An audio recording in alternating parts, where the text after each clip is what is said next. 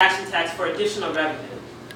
I also am, from an economic standpoint, I talk a lot about investment, and this is both economic, but it also gets to the public safety issue. I think that there are communities that have been ignored for decades in this city. And so one of the latest things that have come out was around public safety, where it was revealed that our police superintendent has been manipulating data so that the crime rates look lower than they are. And so for me, that is a testament to the quality and the values of our leadership. That they are more interested in painting a pretty picture than in actually addressing the roots of the issues of violence, the root cause of violence, because violence is actually a symptom of many things, particularly poverty. And so when people are in their communities and they can't find work, they can't sustain themselves, or they can't sustain their families, of course they will look to other options to be able to do that. When we close down, for example, mental health clinics, so those individuals cannot get access to the resources that are necessary for their survival, we're sending a message. When we don't invest in human capital, we don't invest in, for example, the park district, so that we can make sure that our kids have extracurricular activities to do when they're outside of school or during the summer. We don't invest in youth employment. We don't even invest in adult employment, particularly in our communities. How are we intentionally attracting businesses to communities on the south and west side at the same rate that we do to attract businesses in the central business district, downtown? We need a comprehensive jobs program that creates jobs for individuals who already work and live in the city. So the current strategy is we attract headquarters that come into the city, and we tout how great it is that this new headquarters has come into the city, and yet every employer or every employee drives in from the west suburbs and north suburbs for those jobs. Meanwhile, we have, at least in my community, on my street, I see the guys every day who want to work and can't find work. So we actually have to target the sectors that made Chicago strong. We are not Manhattan. Chicago is a manufacturing city. It was built on transportation. We are a national transportation hub. There are jobs in that sector that go unfilled, thousands of jobs, only because we don't have individuals that are qualified or have been trained in those sectors to work. And these are low barrier to entry jobs, so they don't require a degree or a PhD or anything like that. And so until we actually invest in creating pipelines into those sectors, manufacturing, transportation, health, we're going to continue to see the unemployment rate be what it is. And our economy will not continue to grow because we can't take a strategy of attracting headquarters. That can't be how we develop our economy in this city. And so from an economic standpoint, a lot of what I talk about is investing in human capital, intentionally attracting businesses and development to communities that have long been ignored, and making sure that we're investing in workforce so that we have a high-quality labor force, and that's actually an attractive feature for a company to locate here. And so along with that and the public safety issue, it is also an issue of investment. And until we decide as a city that we're interested in actually addressing the issues and not just doing what looks good or putting up a picture that we know, those of us who live in the community every day know is not the case, we're going to continue to see the numbers be what they are. So that's a top priority issue for me as well. And they're across the board. Open government hearings before the budget has been passed. More than 24 hours notice to actually see what's in it. Opening up, I believe in opening up our cabinet level meetings to the public. I think we could stream them live. So if you want to know how decisions are being made, well, you'll see us around the table when we're talking about it. As opposed to we just make these pronouncements after the fact and then hope that there's no backlash. I believe that we should be in every community. You should actually see your mayor and not just on 8-week documentaries. So we should be in every ward. We should have town halls. You should actually be able to hear directly from your mayor on a regular basis. After all, he's the mayor of Chicago, not the mayor of Hollywood. Exactly. So from an open government and transparent government standpoint, those are some other priorities that I have. Amara's going for coffee.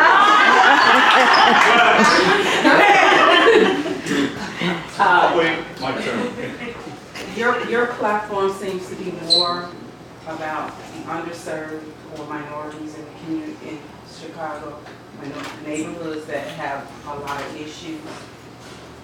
And from my observation, a lot of times they don't vote.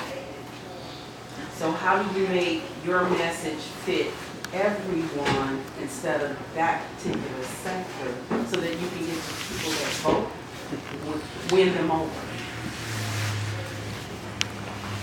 Well, so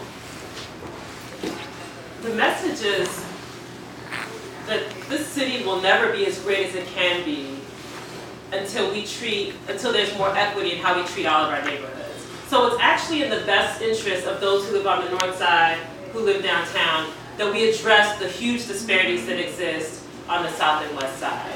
Because we haven't done that, and what we've seen is the increasing gap in inequality in the city, and it's had a huge impact on the quality of the city as a whole. So when we lose 200,000 residents from the south and west side, that's 200,000 potential taxpayers. So when you expand that exponentially to how much they would be paying in property taxes, that's money that we're not getting as a city. So when they leave, who's bearing the brunt of the remaining tax burden? It's those of us who are here. So what do? We have red light cameras, we have speed cameras, we have breathing cameras, we have you were driving on the wrong side or whatever cameras. We have higher taxes, higher property taxes. We have all of these things that are our attempts to plug the budget shortfall, and it hurts everyone. Also, from the public safety issue, when we don't invest in those communities where we see the public safety issues, so maybe South Shore, maybe Lawndale, maybe Austin, wherever, when they go downtown, all of a sudden it becomes a problem. Not understanding that because we have not invested in those areas, that's why they're coming to other areas because they're looking for a way to survive. And so we all of a sudden see people complaining or really feeling like, oh my gosh, this is a big issue because now someone got robbed on Michigan Avenue or someone got their cell phone stolen in Old Town. Yeah, I guess my observation has been the haves against the have-nots. And when you see the haves, a lot of times, in a lot of cases, even in African American communities, that's not my problem, I can't relate. And when you see that and you're running for mayor of a city, not necessarily a neighborhood or a ward, the message should be how do you touch what affects them as well so that you can get their vote. So all I'm asking is how would you be able to spread that so that you would win? By speaking to the issues that are relevant in the community. So our strategy is to get into every neighborhood, all 77 communities in the city. And we do that by not coming with a generic message, but because we talk to people and engage them, we can speak to what the issues are in Saguenay. We can speak to what the issues are in Hedwig. The same way we already know what the issues are in South Shore and some of the other areas. And so we can speak to their issues, but our overall message, again, is a unifying message. It's a one Chicago. This is not, we cannot be two Chicagos. We can't continue on down that path. And so that's what we're saying, is that it's in our collective interest as one city to change direction and to do that in a drastic way. And I think based on how we've been received in all areas of the city, that it's resonating with people, because it's harder now to ignore what's happening in Inglewood. It's harder if you live in Andersonville to ignore what's happening in Humboldt Park, because now they're seeing it every day. And so I think that there's been they've been receiving that message fairly well so far. Go ahead, Don. Well, I'm probably most impressed with your presentation so far. And as Ken and I were talking before you started, since I had the privilege of introducing Harold Washington at it when he was running for Congress many years ago. Anyway, in reference to you talking about economic development on the ground level, why can you take the Lakeside Development Project and use that as an example and tie it into how you see yourself and those working with you getting the message out to the public through the mass media, and how that would tie into your program? So when you refer to the Lakeside project, are you talking about the viability of the project or the details of the project? I'm talking about the viability, not the viability per se of the project, but the fact that they're talking about long-term, 30, 40 years, 120,000 jobs developed between 79th and 92nd and the lakefront. The fact that they're talking about 3 high-rises, 20,000 units of housing, the first jobs out, they've already started planning through McCaffrey. First jobs out are going to be construction jobs. Those are good paying jobs. How is a coalition for Lakeside development, a grassroots group, going to get in on the action when Alderman Pope is trying to discombobulate them? McCaffrey and Pope are seemingly working together and the like. The power, how do you fight the powers? How do you fight the power? Fight the power. 10 words.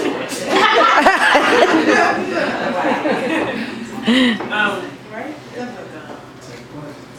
Yeah, that was a big one. Yeah. Yeah, they done.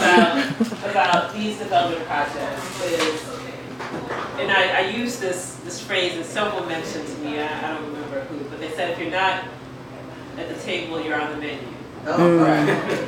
And what we've seen with Lakeside, there are a couple of other projects that I've been involved in Inglewood, the rail yard expansion project, was that we were not at the table in an effective way.